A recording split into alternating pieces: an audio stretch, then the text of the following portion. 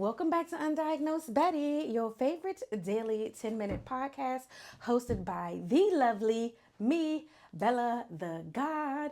Today's episode is about monitoring spirits. Ooh. I just have had things happen to me recently where I was like, what the fuck are you here for? What are you here for? If you fucking supported me, you would know everything almost that's going on in my life.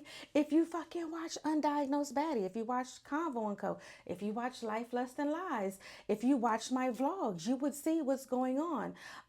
But let's get into it. So today I had someone call me and I thought somebody had died because the phone that came across my screen.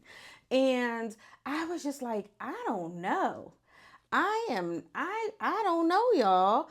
So I answer the phone and I'm like, hey, and they're like, haven't heard from you in about a year. I see where this is going. I had cut me up some oranges and I'm eating my little cuties, just going through them. And I said, yeah, it's been some time. So, one of the first questions that they ask me is, are you working yet?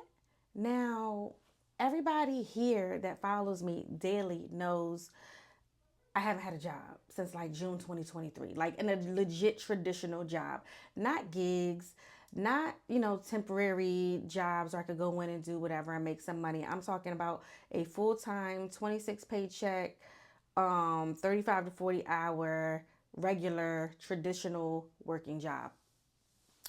And so I say, no, I haven't. So they were like, well, what are you doing? What's going on? I said, I'm just sitting here eating some oranges. And they said, oh, okay, have you thought about doing DoorDash? So I said, no, I haven't because I was in a car accident. My car was totaled and I can't DoorDash. Right? So they're like, oh no. Right? So I'm sitting here and I am 100%, y'all know I'm very spiritual. I have at this point, y'all are going to call me crazy, pulled a force field around me to block my energy that was trying to be tapped into from the other side of this phone. And I know you're like, girl, you crazy. No, I haven't heard from this person since like winter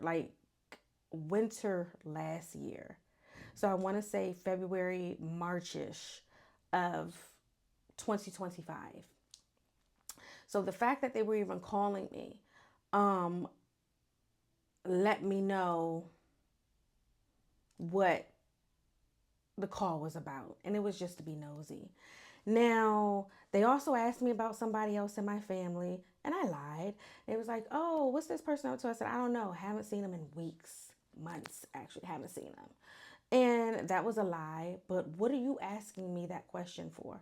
Because you also have access to that person. So why are you asking me? Why? Because you're trying to monitor, trying to pull my energy. And I just did not feel good about this entire conversation. And I talked to one of my homegirls about it today. And she was like, well, how do you feel? What now? I said, I feel like I need to block this person, that they don't need to call me ever again in life. And so she goes, okay. And I say, okay. And it gets, a little bit deeper than that. We can go into the reason why I feel that way. So let's unpack. That's what this is about. Now, when they called last year, they were going through some medical, I don't want to say medical illnesses. That's like, that doesn't go, but an illness. They needed medical help. They needed help in their household. I live here. They live in another state. And so they were like, hey, can you help me? And I said, actually, I can. I can help you when school lets out for my kid and up until right before their birthday. I can give you the summer. Can't do anything else. So they're like, I'll pay for your stuff to go in to storage, but I need you down here before that. I stand my ground and I said, I can help you from the day my child gets out of school to up until when school's going to start. Other than that, no dice. I can't help you. There was some form of nanny payment or payment that was supposed to come, the compensation to run errands, do this, do that, help around the house or whatever.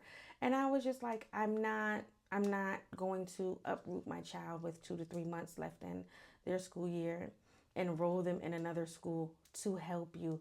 One thing, although my child has been to different schools for different reasons, um, I could do a sidebar and say, yes, I'm a good mom. So, like, we started off in Montessori. And what's so crazy to me is that Montessori does not go all the way up to the 12th grade. So, at some point, I had to switch my kid out. This is a sidebar, and get her into regular schooling so she could be systematically trained to sit at a desk versus the freedom of Montessori. So, now we're switching schools, right? We're always searching for a better school, a better opportunity. So, let's just pin that. But one thing that I always did as a parent, one thing that I always fucking did was provide stability. And just because I wasn't working last year doesn't mean that your medical illness, your children, and what you have going on in your life come before me and mine. And I think that's really important for people to understand.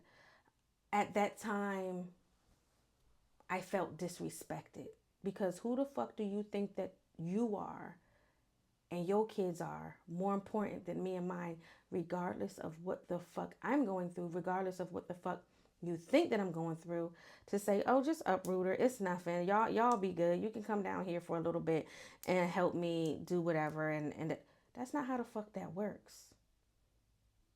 I am from Prince George's County, Maryland, which is an outlier of Washington, D.C., which is the nation's capital. And outside of what the fuck you see going on the news right now with a wild ass president, which is Trump right now, time stamping this for the future, with the radicalization of people being very openly, more openly racist, there is no other place that I want to raise my children, all of the babies.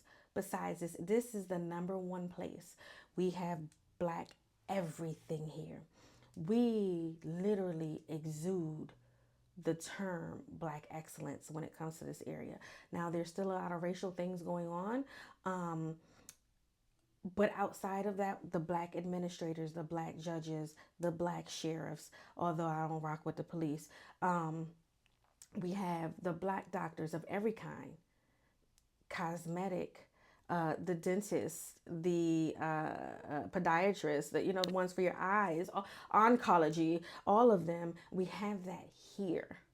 And there's something special about this place where, although, yeah, there's racists running around, we don't get that. We are protected. We are in a bubble here, to be honest.